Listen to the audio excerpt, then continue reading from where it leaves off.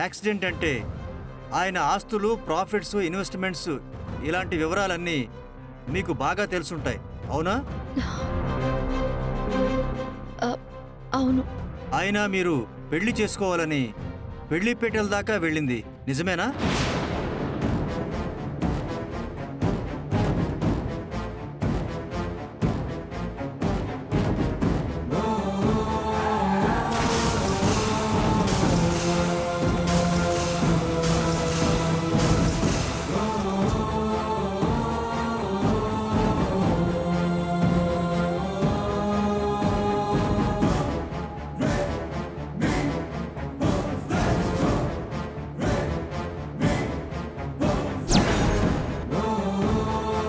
నిజమే.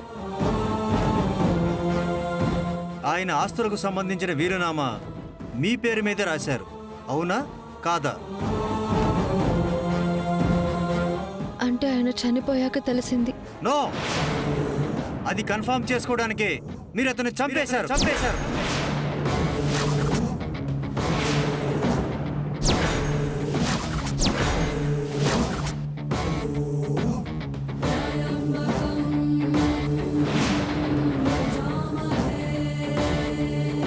ఏయ్, నోటికొచ్చినట్టు మాట్లాడుకో.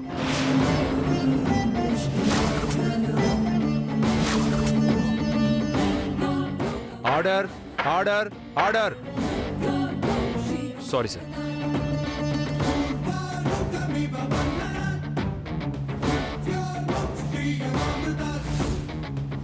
మీరు పెళ్లి చేసుకుందాం అనుకునేసరికి శ్రీకాంత్కి ఒక కూతురుంది కదా, తనిప్పుడు ఎక్కడుంది?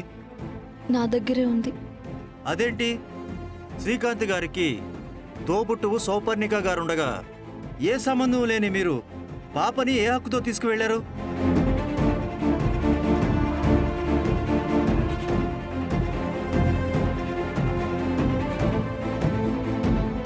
ఖుషీకి అన్ని నువ్వే తులసి. తనని చూసుకునే బాధ్యత కూడా నీదే. తనని ఎప్పటికీ వదలనని నాకు మాటివ్వు.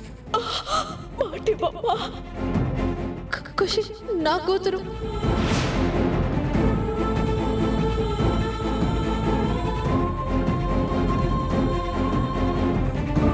హక్కుతో కాదు, తల్లిగా బాధ్యతతో తీసుకెళ్లాను.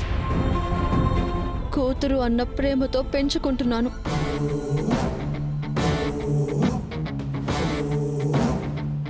ఆ శ్రీకాంత్ గారే మీ భర్త కానప్పుడు పాప మీ కూతురు ఎలా అవుతుంది?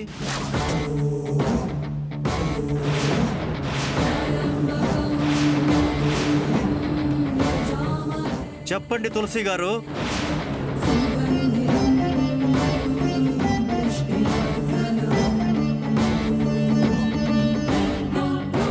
మీరు చెప్పలేరు, పోనీ నేను చెప్పనా? శ్రీకాంత్ గారిని హత్య చేశారు, పాపని మాయ చేశారు, ఆస్తిని కాజేశారు, అనుకున్నది సాధించారు, అంతేగా? Come on, speak out. No no no. ఆ రోజు శ్రీకాంత్ గారు చనిపోతూ వాళ్ళమ్మ పాపని నా చేతుల్లో పెట్టారు. అందుకే తనకి నేను గార్డియన్ గా ఉంటున్నాను, యువర్ ఆనర్. అప్పుడంటే మీరు ఒంటరిగా ఉన్నారు, మీ పుట్టింట్లో ఉన్నారు. కానీ ఇప్పుడు మరొకరిని పెళ్లి చేసుకుని పరా ఇంటికి కోడలుగా వెళ్ళాక కూడా పాపని వాళ్ళ మేనత్తకు అప్పగించకపోవడానికి కారణం?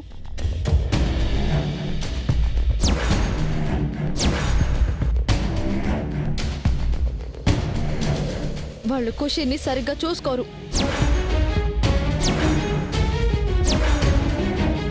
Please note this point, your honour.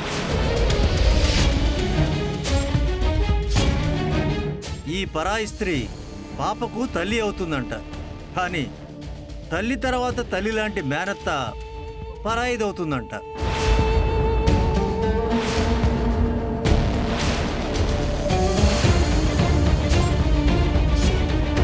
పాపను బాగా చూసుకోదని ఈవిడి గారు సర్టిఫికెట్ ఇచ్చేస్తున్నారంటే దాని వెనకాల పాప పేరు మీద ఉన్న ఆస్తిని కొట్టేయాలన్న కుట్ర తప్ప మరొకటి కాదని క్లియర్గా తెలిసిపోతుంది, యువర్ ఆనర్. దయచేసి మీరు ఇక ఆపండి. అసలు ఆస్తులు అంతస్తుల కన్నా ప్రేమాభిమానాలే ముఖ్యమని నమ్మేదాన్ని. పాప క్షేమం సంతోషం కన్నా నాకు ఏది ఎక్కువ కాదు. దొరికాక ఎవరైనా ఇలాగే బుకాయిస్తారు. సార్, మీకొక విషయం చెప్తాను. వాళ్ళకి కావాల్సింది మేనకోడలు కాదు సార్, తన పేరు మీద ఉన్న ఆస్తి. పాప పేరు మీద ఉన్న ఆస్తి మీద కన్నేసిన వాళ్లే ఆ యాక్సిడెంట్ ని మర్డర్గా చిత్రీకరించడానికి ప్లాన్ చేస్తున్నారు.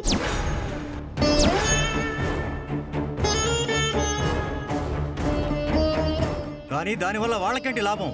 నన్ను ఇలా కేసులో ఇరికించి జైలుకు పంపిస్తే ముందు పాప వాళ్ళ చేతికొస్తుంది, తర్వాత ఆస్తి వస్తుందని ఈ కుట్రలు చేస్తున్నారు.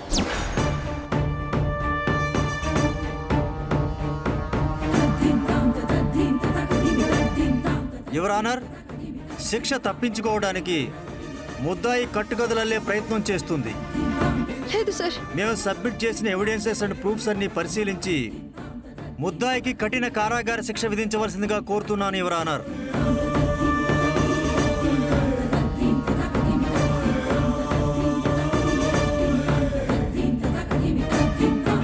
జడ్జి గారు, దయచేసి మీరైనా నన్ను అర్థం చేసుకోండి. జరిగిన దాంట్లో మా అన్నయ్య కానీ నాకు కానీ ఎలాంటి సంబంధం లేదు. కోర్టుకు కావాల్సింది ఒట్టి మాటలు కాదమ్మా, గట్టి ఆధారాలు కావాలి.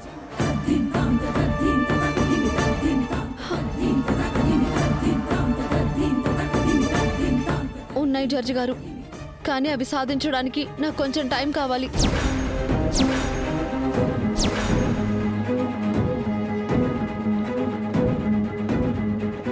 ఇది కోర్టు యొక్క విలువైన టైంని వృధా చేయడం తప్ప ఇంకొకటి కాదు యువర్ ఆనర్. కాదు సార్. జడ్జి గారు, ప్లీజ్ నన్ను నమ్మండి. ఒక 2 days టైం ఇస్తే ఆధారాలతో సహా వస్తాను. No your honour. కొంతమంది నేరస్తులు తప్పించుకున్నా పర్వాలేదు, కానీ ఒక్క నిర్దోషికి కూడా అన్యాయంగా శిక్ష పడకూడదన్న ప్రాథమిక న్యాయ సూత్రాన్ని అనుసరించి నువ్వు నిజంగా నిర్దోషివే అయితే అందుకు సంబంధించిన ఎవిడెన్స్ని సబ్మిట్ చేయడానికి మీకు 2 days టైం ఇస్తున్నాను. ఛా!